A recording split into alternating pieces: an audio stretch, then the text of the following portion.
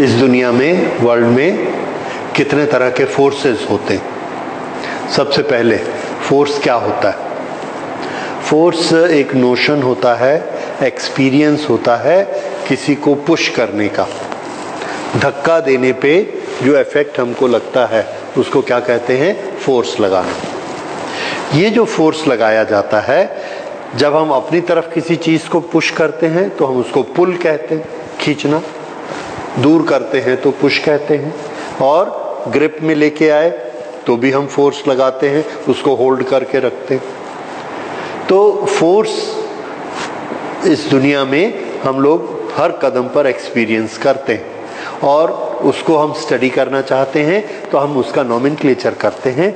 हम कितनी तरह के फोर्स देखते हैं दुनिया में। तो देखिए, हमने एक ग्रेविटेशन का फोर्स देखा। ग्रेविटेशन का फोर्स क्या होता है कि अगर मैं यहाँ पर किसी ऑब्जेक्ट को ऐसा छोड़ देता हूँ और हाथ हटा लेता हूँ और इसको बोलता हूँ यहाँ खड़े रहना, तो ये खड़ा नहीं रहता है, नीचे गिर जाता है। क्यों? क्योंकि हम ये मानते हैं कि अर्थ के पास एक फोर्स है, उसको ग्रेविटेशन का फोर्स बोलते हैं, और उससे अर्थ इसको अपनी तरफ खींच लेती है। ये ग्रेविटेशनल फोर्स। दूसरा, फ्रिक्शन का फोर्स। किसी भी चीज़ को हम दूसरे ऑब्जेक्ट के ऊपर रख के ऐसा चलाते हैं, कहीं स्मूथ चलती है और कहीं हमको बहुत जोर लगाना पड़ता है ढकेलने के लिए, तो हम कहते हैं इसमें फ्रिक्शन बहुत है। इसी तरह से एक रस्सी को जब हम खींचते हैं, उससे बांधकर, किसी ऑब्जेक्ट से बांधकर, तो हम तो रस्सी को यहाँ पर खींच रहे हैं, पर वहाँ उस ऑब्जेक्ट को वो रस्सी खींच रही है। तो यहाँ से वहाँ तक फोर्स कैसे पहुँचा?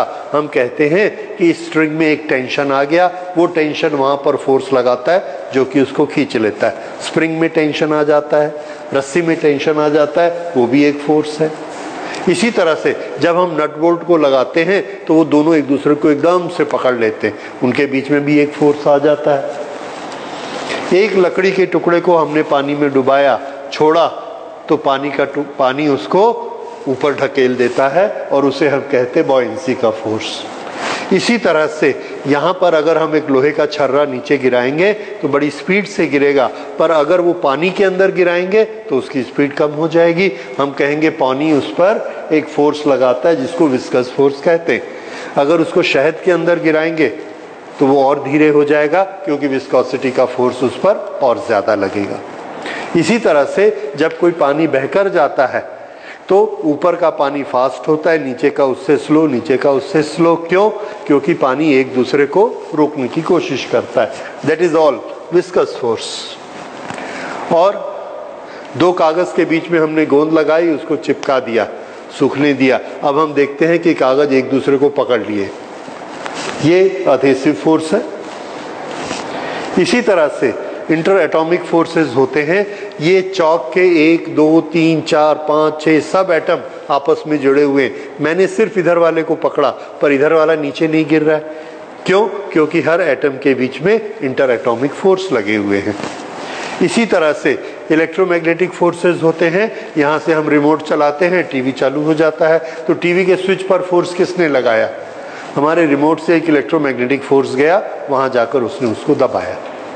इस तरह से हम दुनिया में, ये तो थोड़े से एग्जाम्पल हैं, इसके अलावा बहुत सारे एग्जाम्पल हो सकते हैं, सैकड़ों तरह के फोर्स हो सकते हैं। अब ये हंड्रेड्स ऑफ फोर्स हम सब में स्टडी करना चाहते हैं कि सब फोर्सेस का सोर्स क्या है, उसका नेचर क्या है, उसके लॉज क्या हैं, उसको ज़्यादा कैसे कर सकते हैं, उसको कम कैसे कर सकते हैं, उसका इफेक्ट क्या पड़ता है, उसका फॉर्मूला क्या होता है। So all this will make a very very large study. बहुत ज़्यादा हमको पढ़ना पड़ेगा, बहुत ज़्यादा लिखना पड़ेगा। तो हम ये सोचते हैं, जो हमने एक प्रिंसिपल बनाया था यूनिफिकेशन का। यूनिफिकेशन प्रिंसिपल क्या कहता है कि हम किसी भी चीज़ को छोटे से छोटा और इजी से इजी करके स्टडी करना चाहते हैं। तो हम ये कोशिश करते हैं ढूंढने की क्या कि कहीं ऐसा तो नहीं हो रहा कि एक ही तरह का फोर्स दो अलग अलग जगह काम कर रहा है और हम उसकी दो जगह स्टडी कर रहे हैं और अपना टाइम भी ख़राब कर रहे हैं और ज़्यादा अपनी पढ़ाई को बढ़ा रहे हैं, जिसकी ज़रूरत नहीं है। क्योंकि वो एक ही फोर्स है, हो सकता है दो जगह काम कर रहा हो, तीन जगह काम कर रहा हो, सब जगह काम कर रहा हो, तो अच्छे साइंटिस्ट का ये मानना होता है कि इस पूरी दुनिया में एक ही फोर्स है बस, और वो अलग अलग जगह अलग अलग रूप में प्रकट होता है। There is only one force which is running the world and we see it in different forms. वही इलेक्ट्रिकल के फॉर्म में है, वही लकड़ी को पानी के अंदर से उछालता है, वही एक ही फोर्स है जो ग्रेविटेशन का फोर्स है। इस तरह से सभी फोर्सेस का सोर्स एक होना चाहिए। बोलने में अच्छा लगता है, सुनने में अच्छा लगता है, पर जब हमको बोला जाता है कि बताओ वो फोर्स कौन सा है और कैसे काम कर सकता है, we can not find it. हम लोग नहीं बता पाते। हो सकता है हमारा नॉलेज इनसफिशिएंट हो, इसलिए अभी हम उसको नहीं बोल पा रहे। ठीक है, फिर भी हम ये कोशिश करते रहते हैं कि फोर्सेस के नंबर्स कम से कम हो। जैसे हमने एक फोर्स देखा दो ऑब्जेक्ट के बीच में, हमने बोला अरे ये तो वही फोर्स है जो हमने वहां स्टडी किया था। जैसे एक टायर, कार का टायर जब ग्राउंड को पकड़ लेता है और हम उसको घुमाते हैं तो वो ग्राउंड को नहीं छोड़ता, तो होता क्या है, हमारे घुमाने के कारण कार आगे चली जाती है। लेकिन अगर वो ग्राउंड को नहीं पकड़ता और यहाँ कीचड़ होता तो हम कार का चक्का घुमाते, चक्का वहीं घूमता रहता, कार आगे नहीं जाती। तो ये कौन सा फोर्स है? फ्रिक्शन का फोर्स। तो कार के चक्के में और ग्राउंड के बीच में फ्रिक्शन का फोर्स होता है, इसलिए वो दोनों ऐसा पकड़ते हैं कि जब हम इंजन से चक्के को घुमाते हैं तो पूरी की पूरी कार आगे चली जाती है। अब यही प्रोसेस, हमने इसका नाम रखा फ्रिक्शन। फिर हमने ये देखा कि जब हम खुद चलते हैं तो हम अपने पैर से ग्राउंड को पीछे ढकेलते हैं, लेकिन पैर ग्राउंड को पकड़ लेता है या ग्राउंड पैर को पकड़ लेता है, तो हमारे फोर्स लगाने से हमारी बॉडी आगे चली जाती है। ये एग्जैक्टली वही एक्शन है जो कार के साथ हुआ था। और अगर ये फ्रिक्शन का फोर्स हमारे पैर और ग्राउंड के बीच में नहीं लगेगा तो हमारा पैर स्लिप हो जाता है, फिर हम आगे नहीं जा सकते, पैर स्लिप होके पीछे जाता है। तो हमको एक चीज समझ में आई कि एक फ्रिक्शन का फोर्स है जो चलने के लिए जरूरी है।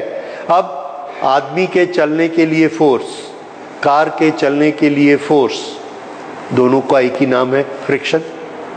इसी तरह से हमने फ्रिक्शन के 10 जगह और यूज देखे और सब जगह क्या बना दिया? फ्रिक्शन। तो वो 4 फोर्सेस के बीच एक ही फोर्स बना फ्रिक्शन, वो सब पर काम करता है। उसके बाद हमने ये देखा कि फ्रिक्शन की तरह और भी बहुत फोर्सेस हैं और उन फोर्सेस के पीछे एक सिंगल फोर्स है जिसने इन सब फोर्सेस को बनाया। जैसे सन के चारों तरफ अर्थ घूमती है, अर्थ ऐसे घूमती है तो सीधा क्यों नहीं चली जाती, मुड़ मुड़ के क्यों अपने रास्ते पे आती? क्योंकि बीच का सन उसको खींचता है अपनी तरफ। उसका नाम हमने क्या रखा? Gravitation force. उसका रीजन क्या बनाया? मास। और जब हम इसको यहाँ छोड़ते हैं तो ये भी नीचे क्यों गिरता है? उसी मास के कारण। तो इसीलिए ये भी क्या है? Gravitation force. तो ग्रेविटेशन फोर्स ने एक कहाँ काम किया? अर्थ और सन के बीच में, एक जगह यहाँ पर इस चौक और ग्राउंड के बीच में। इस तरह से हमने अलग अलग फोर्सेस को ढूंढना कि आखिर फंडामेंटल फोर्स हमारा कौन सा होता है, बेसिक फोर्स कौन सा होता है जो ये सारे एक्शन करता है। अट्रैक्शन के एक्शन, पकड़ने के एक्शन, ये एक्शन पुश करने के एक्शन, ये सब कर सकता है, वो कौन सा फोर्स है? तो हम नहीं ढूंढ पाए, लेकिन हमने कम करते करते करते करते देखा कि ये जितने फोर्स हैं और भी जितने फोर्स हैं, सब सिर्फ 4 तरह के फोर्सेस से बने। बस वो जो 4 फोर्सेस हैं उनका नाम हमने रखा फंडामेंटल फोर्सेस।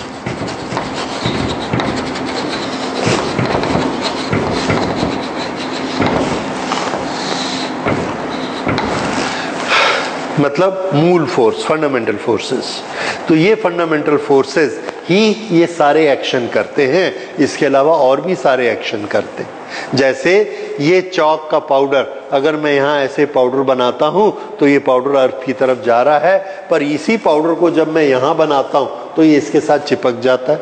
अभी तो अर्थ इसको नीचे नहीं खींच रही है, इसने इसको पकड़ा हुआ है। ये कौन सा भी, ये भी एक फोर्स है। तो हमने ये देखा ये जितनी तरह के फोर्स हैं सभी को कम करते जाएं कि एक फोर्स ये इतने सारे काम कर रहा है, दूसरा फोर्स इतने सारे काम कर रहा है, तो बेसिकली हमको 4 फोर्स मिलते हैं। ये जो 4 फोर्स हैं उसमें 2 फोर्स हमको यहाँ पर दिखते हैं, वो मैक्रोस्कोपिक वर्ल्ड में ये 2 फोर्स होते हैं, और बाकी जो 2 फोर्स होते हैं वो हमको आंख से दिखते नहीं हैं, वो ऐसी दुनिया में होते हैं, माइक्रोस्कोपिक दुनिया में होते हैं, जो कि हमको आंख से दिखते नहीं है पर अंदर होते हैं। तो ये फोर्स कौन कौन से हैं? पहला फंडामेंटल फोर्स है हमारा ग्रेविटेशनल फोर्स।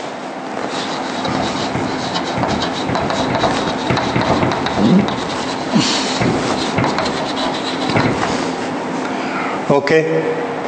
दूसरा फंडामेंटल फोर्स है इलेक्ट्रोमैग्नेटिक फोर्स।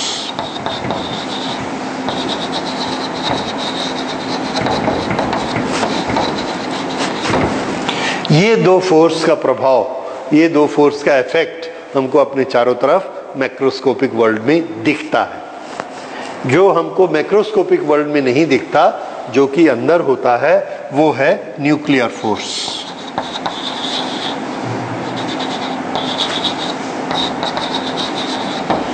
और ये न्यूक्लियर फोर्स 2 तरह के होते हैं। One is strong nuclear force and other is weak nuclear force. इस तरह से ये 4 फंडामेंटल फोर्सेस ऑफ नेचर होते हैं। ठीक है, इसको नोट कर लीजिए, 4 fundamental forces in the nature.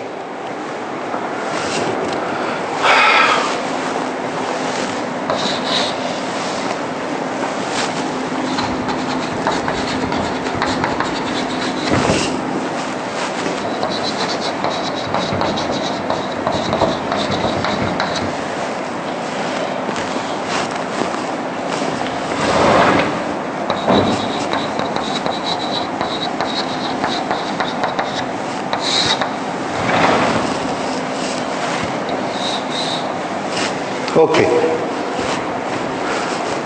अब हम इनको 1 बाय 1 स्टडी करेंगे।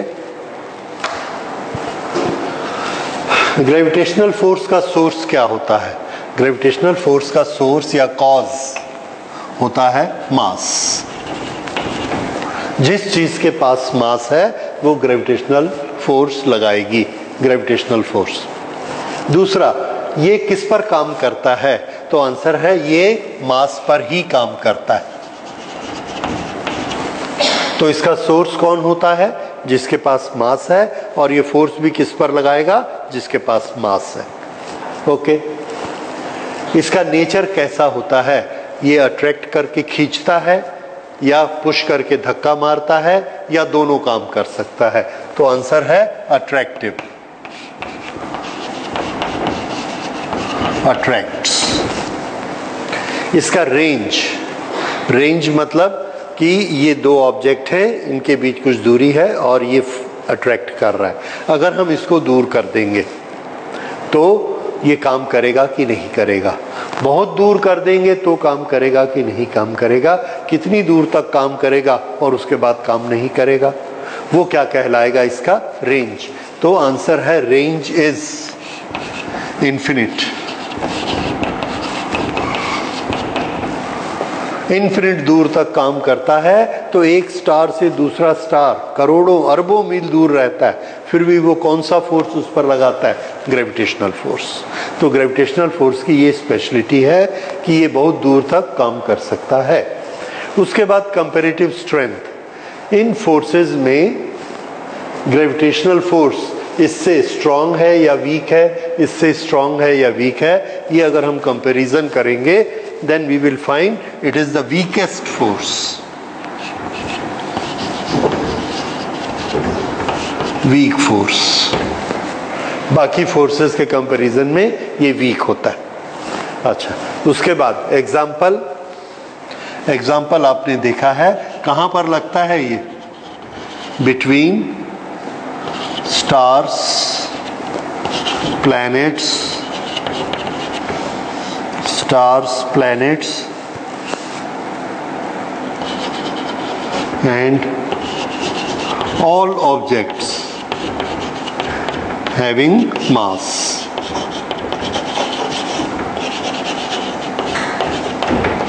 हर उस चीज के पास जिसके पास मास हो उस पर ये काम करता है। तो ये दुनिया का सबसे स्ट्रॉन्ग फोर्स है, ठीक है। तो स्ट्रॉन्गेस्ट फोर्स, देखिए यहां हम क्या लिख रहे हैं, वीक फोर्स है, पर ये सबसे ज्यादा पॉपुलर फोर्स है।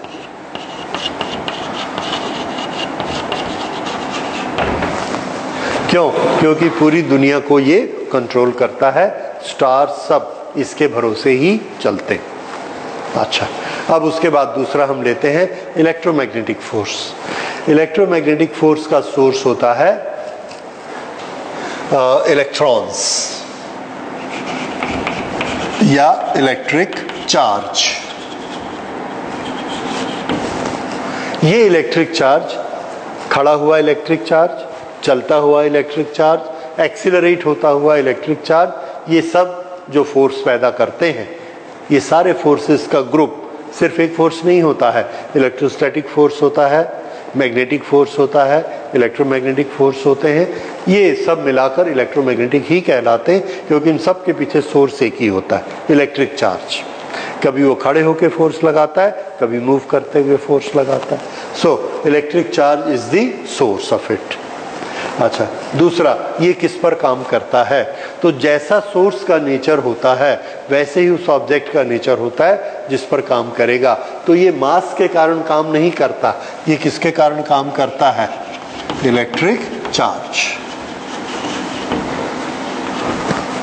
तो सोर्स इसका इलेक्ट्रिक चार्ज है, और जिस चीज को ये इफेक्ट करेगा उसके पास चार्ज होगा तो फोर्स लगाएगा, और अगर चार्ज नहीं है तो फोर्स नहीं लगाएगा, ठीक है। अगर इलेक्ट्रिक चार्ज वाली कोई चीज यहां है और इसके पास कोई चार्ज नहीं है तो ये इस पर कोई फोर्स नहीं लगाएगा। ओके, उसके बाद नेचर, क्या ये अट्रैक्ट करता है, रिपेल करता है, कि दोनों? तो आंसर है ये दोनों करता है। So we will write it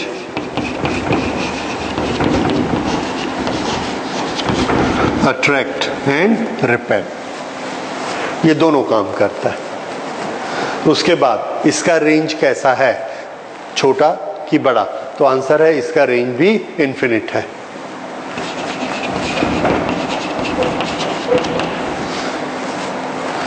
large में कितनी दूर से दूर काम कर सकता है? इन्फिनिट डिस्टेंस तक काम कर सकता है। उसके बाद कंपैरेटिव स्ट्रेंथ, बाकी सब में ये कैसा है? So this is a very strong force.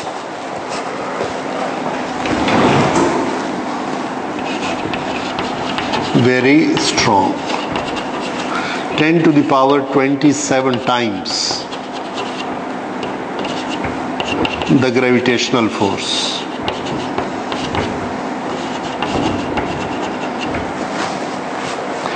दस के बाद 27 जीरो लगाइए, उतना ज्यादा स्ट्रॉन्ग होता है ये, किससे?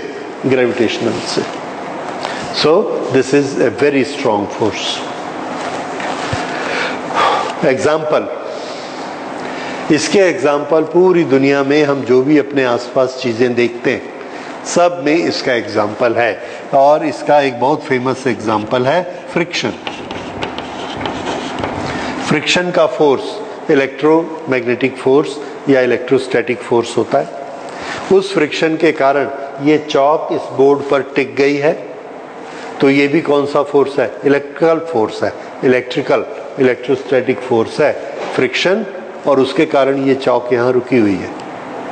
इसी तरह से हमारे जो दूसरे फोर्सेस रहते हैं, कहना चाहिए मैग्नेट के अंदर magnetic forces, electric charge forces, all these forces are electromagnetic forces. ये इलेक्ट्रिकल फोर्सेस आप आगे चल के पढ़ेंगे। इलेक्ट्रिसिटी, मैग्नेटिज्म, इसमें जितने भी फोर्सेस लगेंगे all are electromagnetic forces. Friction के फोर्सेस, एक दूसरे से चिपकने के, क्लिंग होने के फोर्सेस, ये इलेक्ट्रोस्टैटिक फोर्सेस होते हैं। जैसे अगर हम इसमें ये जो आपने लिस्ट देखी थी, ये ग्रेविटेशनल फोर्स है, ये इलेक्ट्रोस्टैटिक फोर्स है, tension in the string electrostatic force है, binding force nut bolt electrostatic force है, buoyancy electrostatic, this is electrostatic, this is electrostatic, inter atomic, this is nuclear, no this is again electrostatic force, और ये भी electrostatic. तो most of the forces around us are electrostatic forces. Gravitational forces बहुत कम होते हैं लेकिन बहुत ज़्यादा फैले हुए होते हैं। जैसे हम सब अर्थ पर बैठे हैं, क्यों बैठे हैं? ग्रेविटेशनल फोर्स के कारण। सब कुर्सी टेबल अपनी जगह पर टिके हुए हैं, क्यों टिके हुए हैं? ग्रेविटेशनल फोर्स के कारण। तो ग्रेविटेशनल फोर्स के कारण बड़ी बड़ी चीज़ें होती हैं, साइज बहुत बड़े बड़े होते हैं। ओके, लेकिन अगर हम कंपेयर करें कि दो इलेक्ट्रॉन आपस में फोर्स लगा रहे हैं, दोनों के पास मास भी है और दोनों के पास चार्ज भी है, तो मास के कारण वो कौन सा फोर्स लगाएंगे? ग्रेविटेशनल। और अपने इलेक्ट्रिक चार्ज के कारण कौन सा फोर्स लगाएंगे? इलेक्ट्रोमैग्नेटिक। तो कौन सा फोर्स ज़्यादा होगा? तो आंसर है इलेक्ट्रोमैग्नेटिक फोर्स ज़्यादा स्ट्रांग होगा। कितना स्ट्रांग होगा? 10 to the power 27 टाइम्स, इतना ज़्यादा स्ट्रांग होगा। ठीक है, तो इस तरह से इलेक्ट्रोमैग्नेटिक होता ज़्यादा स्ट्रांग है पर बहुत ज़्यादा पाया नहीं जाता। क्यों नहीं पाया जाता? ये जब आप इलेक्ट्रिसिटी पढ़ेंगे तब उसमें हमको पता लगेगा कि ये बहुत ज़्यादा पॉपुलर क्यों नहीं है। ज़्यादा पॉपुलर ग्रेविटेशनल फोर्स होते हैं। ओके, अब strong nuclear force. Nuclear force कहाँ होते हैं? तो nuclear force with in the nuclear होते हैं। ओके, इसका सोर्स क्या होता है?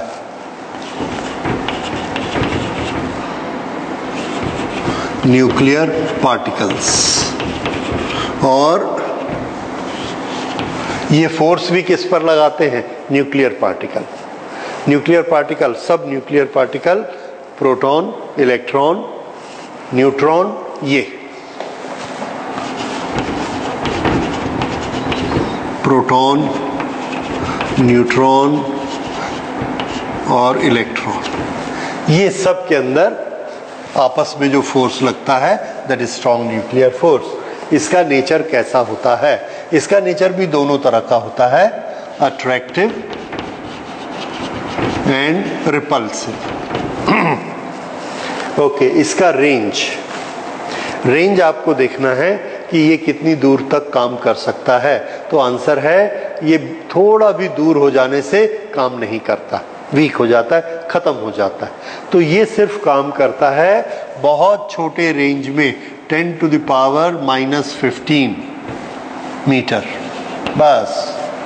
यानी न्यूक्लियस का एक प्रोटॉन है, दूसरे प्रोटॉन तीसरे प्रोटॉन को ये नहीं खींच सकता, अपने बाजू वाले को ही खींचता, बस। सिर्फ इतना छोटा रेंज इसका होता है स्ट्रॉन्ग न्यूक्लियर फोर्स का, और ज़्यादा दूरी तक नहीं खींच सकता। लेकिन जब ये उसको खींचता है बाजू वाले को तो इसका फोर्स बहुत ज़्यादा स्ट्रॉन्ग होता है। कितना स्ट्रॉन्ग होता है? तो आंसर है this is strongest 10 times than electrical force.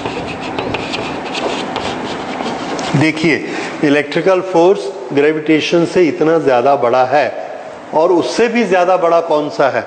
Strong nuclear force. तो हमारे नेचर में सबसे स्ट्रॉन्ग फोर्स होता है strong nuclear force, which is even 10 times the electrostatic force. ये कहाँ पाया जाता है? एग्जाम्पल्स तो ये हमने पहले लिख दिया, inside nucleus,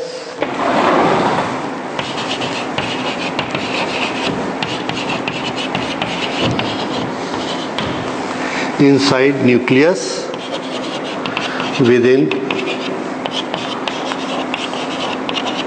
proton, neutron, etc. ये होता है स्ट्रॉन्ग न्यूक्लियर फोर्स। इसके बाद हम लेते हैं weak nuclear force. Weak nuclear force के बारे में अभी बहुत ज़्यादा स्टडी नहीं की गई है, तो हम लोग बहुत ज़्यादा इसके बारे में नहीं जानते। हम सिर्फ ये जानते हैं कि स्ट्रॉन्ग न्यूक्लियर फोर्स न्यूक्लियस के अंदर काम करता है, लेकिन जब कोई न्यूक्लियस टूटता है तो उसके पार्टिकल बाहर की तरफ छिटकते हैं। जब वो बाहर की तरफ छिटकते हैं तो भी उनके आपस में बीच में एक फोर्स काम कर रहा होता है। उस फोर्स को हम कहते हैं वीक न्यूक्लियर फोर्स। वो फोर्स इससे वीक होता है, इसीलिए उसका नाम वीक न्यूक्लियर फोर्स है। सो ये भी क्या होगा, source nuclear particles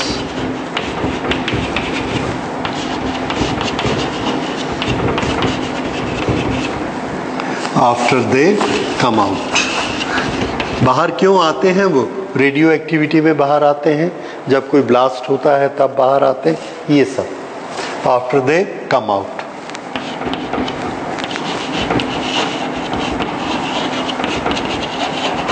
weaker then strong nuclear, but stronger than gravitational. Gravitation से काफ़ी स्ट्रांग होते हैं, पर इससे ये वीक होते हैं। तो एग्जैक्ट नेचर अभी इसका अभी भी रिसर्च चल रही है, अंडर रिसर्च, मतलब अभी इसके ज़्यादा डाटा हमारे पास नहीं है। इस तरह से ये हमारे 4 तरह के फोर्स होते हैं, और कोई भी फोर्स हम इस दुनिया में स्टडी करते हैं वो इन्हीं चारों में से ही कोई ना कोई होता है।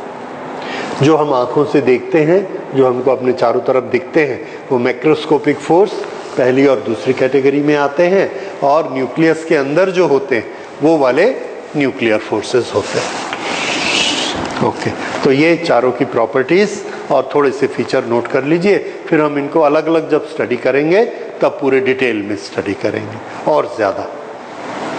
कंजर्व का मीनिंग है संभाल कर रखना। तो जब ये दुनिया बनी, उसमें जो जो चीज़ बनी उसमें से कोई भी चीज़ अभी तक ख़त्म नहीं हुई, डिस्ट्रॉय नहीं हुई। ऐसी कौन सी चीज़ें हैं वो हमको समझना है। तो सबसे पहले ये दुनिया में जितना मास और एनर्जी जिससे ये दुनिया बनती है, हम अपने तरफ जितनी भी चीज़ें देखते हैं चारों तरफ, हर एक में पार्टिकल है, मटेरियल है। अगर मटेरियल नहीं है तो एनर्जी है। जैसे धूप आ रही है तो उसमें एनर्जी है, मटेरियल नहीं है। इस तरह से इस दुनिया में 2 ही चीज़ें हैं, या तो पार्टिकल्स है मटेरियल, या एनर्जी। इन दोनों की कुछ क्वांटिटी फिक्स है। हम लोग तो सिर्फ अर्थ की क्वांटिटी के बारे में जानते हैं कि इस अर्थ के जितने पार्टिकल्स हैं सबको गिन लो, सबको वेट कर लो, तौल लो, वो एक पर्टिकुलर क्वांटिटी है। ओके, ऐसे ही दूसरे प्लैनेट्स, दूसरे स्टार्स, पूरा यूनिवर्स, ये पूरा नेचर बना। इस नेचर में सारे पार्टिकल मिला के उसकी कुछ क्वांटिटी होगी। एनर्जी को मिला लो, उसकी भी क्वांटिटी होगी।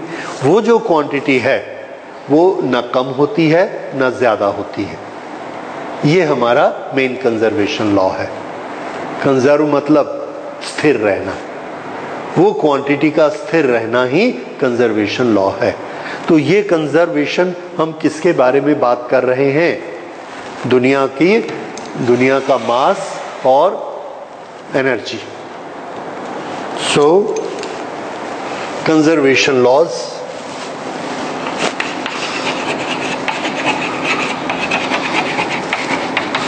there are many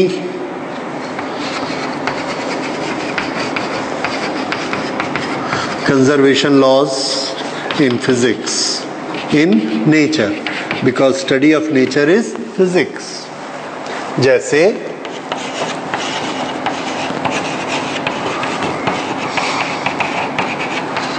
conservation of mass and energy.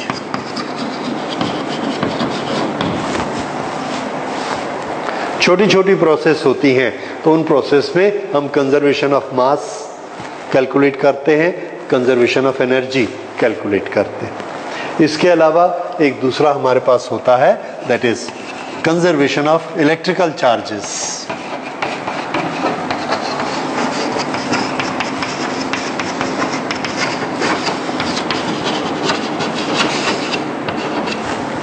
Whenever any process is taking up, electrical process, the charges are transferring from one body to the other body. एक बॉडी से charge transfer होकर दूसरी में चले जाएंगे, दूसरे से फिर तीसरे में चले जाएंगे, लेकिन इस दुनिया से गायब नहीं होंगे।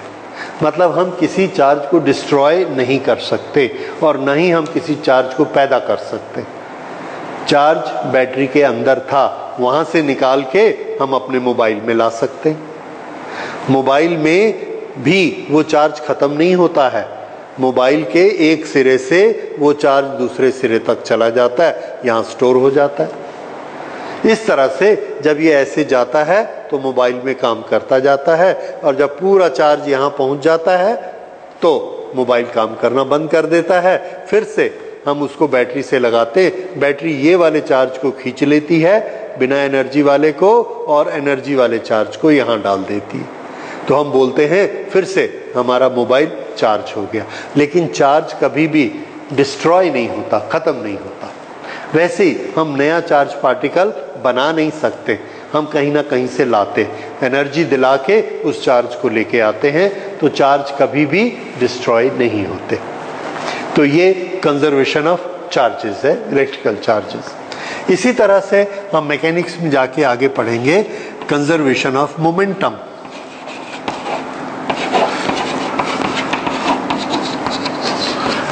Conservation of mechanical energy.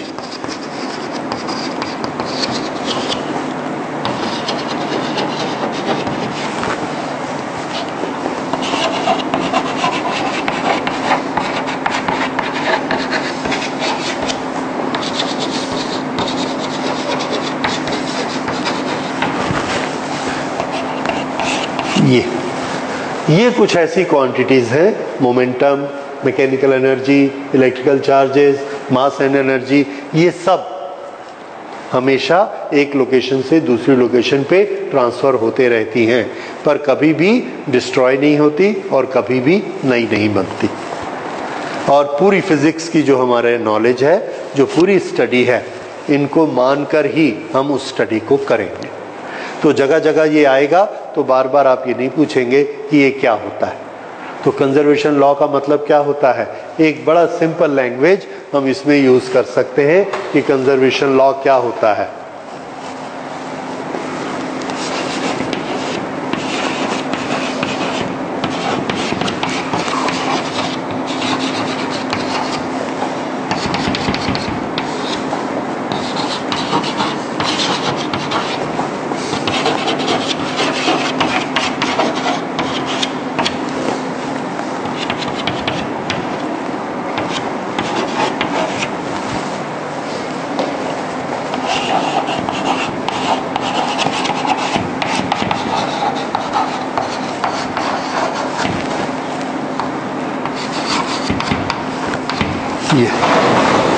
अब यहाँ पर जो फिल अप द ब्लैंक है उसमें आप वो क्वांटिटी लगा लोगे, जैसे momentum. We can not produce momentum nor can we destroy momentum, we can only transfer it from one body to the other body. We can not produce mass nor we can destroy the mass, we can only transfer from one body to other body. Similarly energy, similarly charge, we cannot create nor we can destroy the charge, we can only transfer it from one body to the other body। तो ये जो language है, ये जो principal है, ये क्या कहलाता है, कंजर्वेशन चार्जेस, कंजर्वेशन लॉज। तो फिजिक्स में कंजर्वेशन लॉज बहुत इंपॉर्टेंट है और उसके बेसिस पर ही हम सारी स्टडी करना चाहते हैं। और जो कुछ इस दुनिया में हो रहा है उसके पीछे एक बड़ी इंपॉर्टेंट चीज है, एक बड़ा इंपॉर्टेंट प्रिंसिपल है। हर सिस्टम में कुछ न कुछ एनर्जी इन्वॉल्व होती है। कुछ काम करने में कोई ना कोई एनर्जी इन्वॉल्व होती है। जैसे अगर मैं चल रहा हूं तो मैं कुछ एनर्जी खर्च कर रहा हूं, तो मेरे चलने में कुछ एनर्जी इन्वॉल्व है। हर सिस्टम इस दुनिया का कोशिश करता है कि वो कम से कम एनर्जी कंज्यूम करे और अपने आप को ऐसी पोजीशन में ले आता है कि उसकी एनर्जी कम से कम खर्च हो। जैसे अगर कोई आदमी दौड़ रहा है तो उसकी एनर्जी बहुत खर्च हो रही है, अगर वो खड़ा रहेगा तो उसकी एनर्जी कम खर्च होगी। तो हमारा नेचर क्या कहता है कि वो आदमी क्या पसंद करता है? दौड़ने की बजाय खड़े हो जाना। उसी तरह से खड़ा हुआ आदमी बैठ जाना पसंद करता है, बैठा आदमी लेट जाना पसंद करता है। क्यों? क्योंकि उसका एनर्जी उसमें कम कंज्यूम होता है। ये चीज सिर्फ आदमी के साथ अवेलेबल नहीं है, ये बेसिकली ये तो सिर्फ एक एग्जाम्पल है। बेसिकली फिजिक्स के हर सिस्टम में ये चीज इन्वॉल्व होती है। जैसे हमने एक पार्टिकल लिया जिंक का, जिंक को हमने ऑफर दिया कि H2 के साथ मिलके H2SO4 बनाओ कंपाउंड और रहो इस दुनिया में। दूसरा उसको ऑफर मिला कि SO4 के साथ कंपाउंड बनाओ ZnSO4 और इस दुनिया में रहो। तो उसको हमने दोनों दे दिए। हाँ राइट नहीं, मैंने कुछ गलत बोल दिया। SO4 को हमने दो ऑफर दिए कि या तो आप जिंक के साथ रहो ZnSO4 बनाकर, या H2 के साथ रहो H2SO4 बनाकर। तो SO4 किसको पसंद करेगा, किसके साथ रहना पसंद करेगा? तो हमने ये देखा कि SO4 जिंक के साथ रहना पसंद करता है, H2 के साथ नहीं। H2SO4 हमको यहाँ जो मिलता है नेचर में, उसके पास कुछ एनर्जी होती है। H2 और SO4 को इकट्ठे रहने के लिए एनर्जी की जरूरत पड़ती है। Zn और SO4 को इकट्ठे रहने के लिए एनर्जी की जरूरत पड़ती है। H2 और SO4 को इकट्ठे रहने के लिए 100 एनर्जी की जरूरत पड़ती है, और Zn और SO4 को इकट्ठे रहने के लिए 60 एनर्जी की जरूरत पड़ती। तो इस नेचर में हमको क्या मिलेगा? H2SO4 की ZnSO4। तो आंसर है ZnSO4 मिलता है, क्योंकि उसमें कम एनर्जी लगती। समझ आई कुछ बात? तो कोई भी सिस्टम क्या चाहेगा? लोएस्ट एनर्जी के लेवल पर आ जाना। अगर पानी हमने बांध पर भरा हुआ है और वहां से एक पाइप नीचे लगाया है, पानी को बोल दिया कि भैया तुमको ऊपर रहना है तो ऊपर रहो, नीचे रहना है तो नीचे रहो, तो वो कहाँ आ जाता है? नीचे। क्यों? हमने वही सिंपल रूल लगा दिया, क्योंकि नीचे में उसको कम एनर्जी खर्च होती है। एनर्जी का फॉर्मूला आपने पढ़ा होगा mgh, या पढ़ेंगे mgh। तो हाइट बांध की ज्यादा होती है, उसके पास ज्यादा एनर्जी लगती है। इतनी एनर्जी लगेगी तो पानी यहाँ खड़ा होगा, और कम एनर्जी है तो यहाँ होगा। और अगर हमने दोनों में ऑप्शन दे दिया तो वो हमेशा चल के कम एनर्जी वाली जगह आ जाएगा। तो पानी ऊपर से नीचे क्यों आता है? क्योंकि वो हायर एनर्जी सिस्टम से लोअर एनर्जी सिस्टम में आना चाहता है। इसी तरह से H2SO4 जिंक के साथ रिएक्ट करके ZnSO4 क्यों बनाता है? जबकि SO4 H2 के साथ ठीक ठाक था, उसको Zn के साथ आने की क्या जरूरत है? क्योंकि ZnSO4 की जोड़ी में कम एनर्जी होती है, H2SO4 की एनर्जी ज्यादा होती।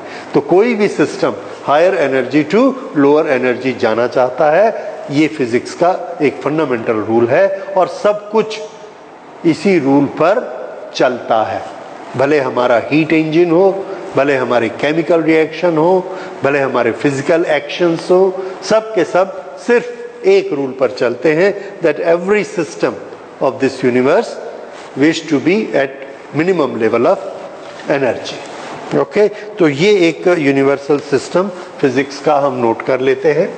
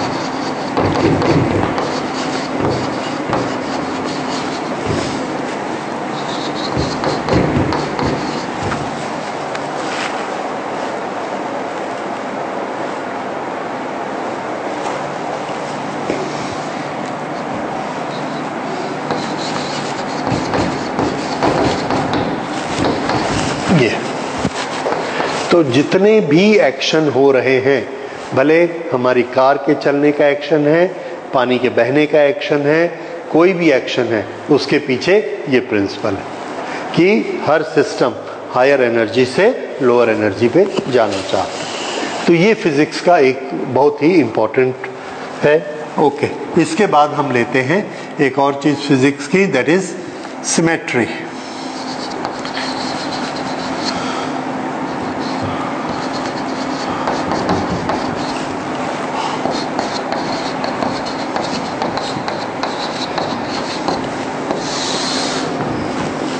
Principle of symmetry. The laws of principle are symmetrical. Sorry, the principles of nature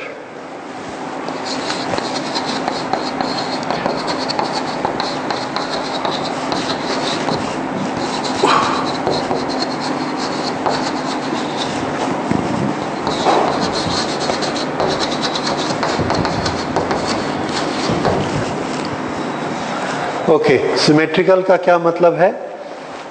देखिए, आज से 1 लाख साल पहले क्या होता था कि सर्दी का मौसम आया, उसके 365 दिन के बाद फिर से सर्दी का मौसम आता था, फिर 365 दिन बाद सर्दी का मौसम आता था। ये कब होता था? 1 लाख साल पहले। आज क्या हो रहा है? सर्दी का मौसम आया, फिर 365 दिन बाद सर्दी का मौसम आया, फिर 365 दिन बाद सर्दी का मौसम आया। वही नियम है, जबकि 1 लाख साल बीत चुके। तो जो चीज उस समय होती थी, इतना टाइम बीत जाने के बाद अभी भी वही चीज होती है, सिमेट्रिकल। तो टाइम बदलने से फिजिक्स के नियम नहीं बदलते, नेचर के नियम नहीं बदलते। हम भले उसकी डेफिनेशन इधर उधर करते रहते, पर नेचर ने तो अपने रूल बनाए हुए हैं, हम समझने में गलती कर सकते हैं। पर नेचर के नियम का ये पक्का नियम है कि वो अपने नियम नहीं बदलते। अगर पानी ऊपर से नीचे आएगा तो इंडिया में भी आएगा, अमेरिका में भी ऊपर से नीचे आएगा, आज आएगा, 1 लाख साल बाद भी आएगा। तो ये जो सिमेट्री है फिजिक्स के प्रिंसिपल्स की, ये नहीं बदलती। This is symmetry. The principles of nature are symmetrical.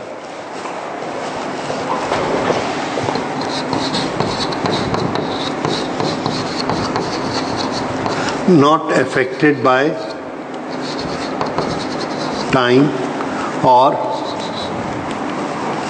place or space. Light की स्पीड यहाँ पर 3 × 10⁸ है, तो अगर हम मार्स पे चले जाएंगे वहाँ भी यही है। अगर हम सन के बाहर चले जाके दूसरी गैलेक्सी में चले जाएंगे तो वहाँ भी लाइट की स्पीड वही है। This is symmetry of nature. ठीक है, तो ये हमारा जो नेचर है, हमारी जो फिजिक्स है, किसको फॉलो करती है? ये symmetry, principle of symmetry, principle of conservation. ठीक है, तो ये principle, there are many forces. So what we have studied today, that how many type of forces are working in physics, what are the conservation laws, which are the quantities which follow conservation laws, what is meant by symmetry of the nature, और symmetry of nature physics में follow होता है। एक छोटी सी चीज हमको और पढ़नी है, but that you will study from the chart. You will make a table in that scientists and their contribution.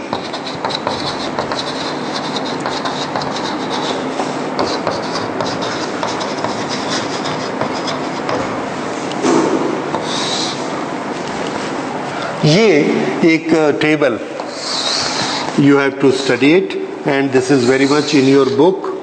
उस बुक में से आप इसको 1 2 3 ऐसा कर सकते हैं, जैसे साइंटिस्ट न्यूटन। तो न्यूटन ने फिजिक्स में क्या क्या कंट्रीब्यूट किया? Gravitation, laws of motion and many other things are to his credit. Gravitation principle, laws of motion, और भी आप इसमें पढ़ेंगे, calculus etcetera etcetera, there are so many things. इसी तरह से दूसरा, तीसरा, चौथा, there is a large table given in your book, और इससे आप ये सब चीज़ें स्टडी करेंगे. Yes, Indian scientist as well as world scientist. तो जो जो इनके नाम हैं, इनके अनुसार law of inertia by Galileo Galilei, Huygens gave the wave theory of light, Michael Faraday laws of electromagnetic induction, Maxwell electromagnetic theory. इसी तरह से Jagdish Chandra Bose ultra short radio waves, Roentgen gave the X-rays. तो किसने किसका आविष्कार किया, ये एक टेबल आपकी बुक में बना हुआ है, ये आपको पूरा याद कर लेना है. Right. So this is all about the world of physics. Physics की दुनिया में कितनी चीज़ें होती हैं, ये पिछले 2-3 लेक्चर में आपने देखा, और फिजिक्स किस तरह से स्टडी करते. And now we will start actual study of physics from the next class. We will start it from the next topic, that is measurement. नापते कैसे हैं चीज़ों को, वहाँ से शुरू करेंगे. Okay, so we close it today.